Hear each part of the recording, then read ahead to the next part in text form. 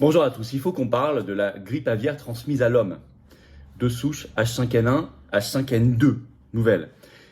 Pourquoi il faut qu'on en parle? Parce qu'on sent une excitation d'abord venue de la presse anglo-saxonne qui est en train de gagner ces dernières heures la presse française. De plus en plus incroyable sur cette affaire. Et ça y est, l'Union européenne dégaine et achète énormément de doses. Et va même en précommander 40 millions éventuellement. Alors que se passe-t-il? Nous sommes dans une période de chaos, nous sommes dans une période où on voit qu'ils essaient de jouer sur différentes peurs. Et là, clairement, nous allons détecter ensemble comment une campagne de peur, de communication médiatique se met en place. Il faut la détecter pour ne pas avoir peur. Et pour non pas nier le fait que ça existe, c'est pas ça le sujet. Le sujet, c'est l'instrumentalisation et le fait que derrière, ils vont jouer sur les peurs. Et là, c'est comme si toutes les pièces du puzzle se mettaient en place pour que ce soit la prochaine peur à caractère sanitaire. On n'a pas besoin de ça. On n'a pas besoin de ça. Ils agitent déjà la guerre, ils agitent déjà les troubles politiques, etc. On n'a pas besoin de ça. Il faut dénoncer tout cela. Il y a quelque chose qui se passe avec les commandes par l'Union européenne. On va en parler aussi. Ils dégainent. Impressionnante envolée des alertes et des articles alarmistes. Ça arrive en France. Hein. Ça a commencé par la presse anglo-saxonne, comme souvent. Hein. Alors l'alarme, on parle d'abord de H5N1. Alors, je rappelle que ça a été repéré pour la première fois chez l'homme en 1997 à Hong Kong. Il y avait eu 6 morts et au total, l'OMS, entre le 1er janvier 2003 et le 1er avril 2024, a recensé chez l'homme 463 morts, avec un taux de mortalité quand même de 52%. On parle de ça, hein, là, si vous voulez, on parle de ça sur 21 ans. Bon. Alors, CNN, on va prendre des articles, mais c'est pas exhaustif. CNN, 18 juin, le titre. On n'en fait pas assez par rapport au risque de grippe aviaire, mais nous pouvons le faire. C'est une tribune de Tom Frieden, qui a été directeur des CDC, vous savez, les centres sanitaires aux États-Unis, entre 2009 et 2017. Le New York Times, ce 17 juin, vous voyez, tout ça est très récent. Hein. Le titre, une pandémie de grippe aviaire chez les gens, voilà à quoi ça pourrait ressembler.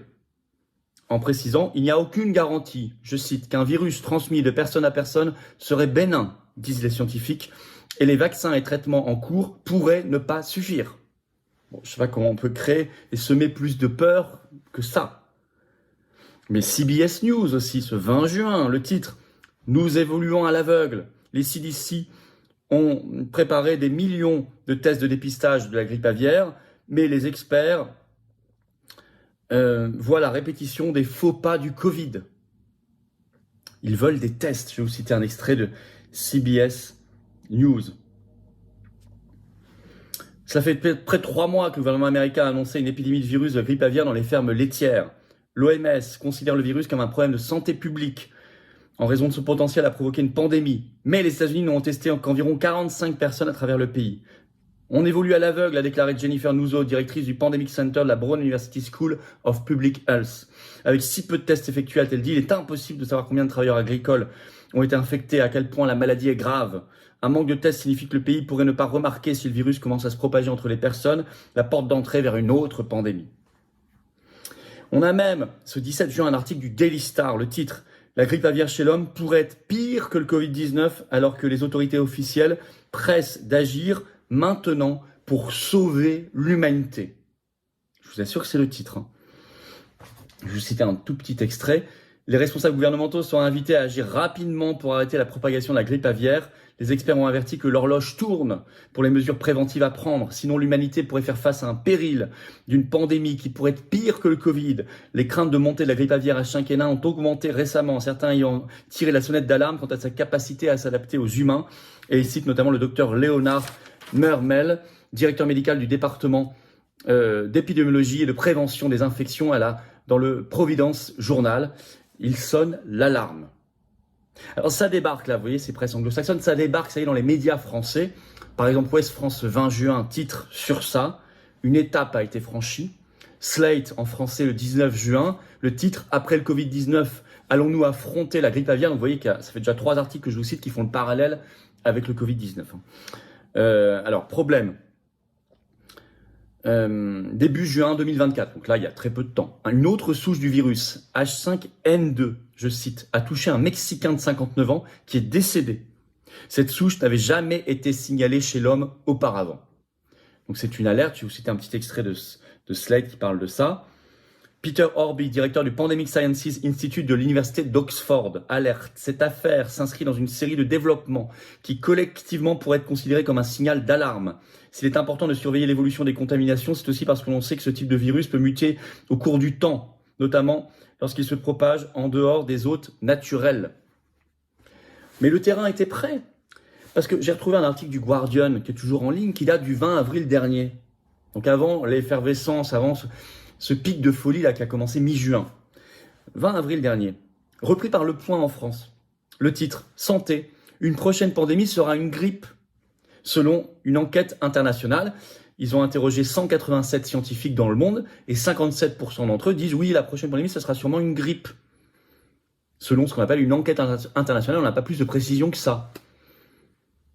Et là, qu'est-ce qu'on arrive, de quoi on parle 2 mois plus tard? Une grippe aviaire. H5N1, H5N2, etc. Mais les vaccins arrivent. Le Point, grand article ce 19 juin. Le titre, grippe aviaire, pourquoi l'Europe commande des vaccins? Ça y est. Alors, on va lire le début de l'article. Comprenez bien. Un 3e homme contaminé par le virus grippal H5N1, le seuil des 100 élevages de vaches laitières touchés. Ces dernières semaines, les signes inquiétants s'accumulent, écrit Le Point. Aux États-Unis, sur les capacités du virus de la grippe aviaire à gagner toujours plus de terrain chez les bovins, mais aussi chez l'homme.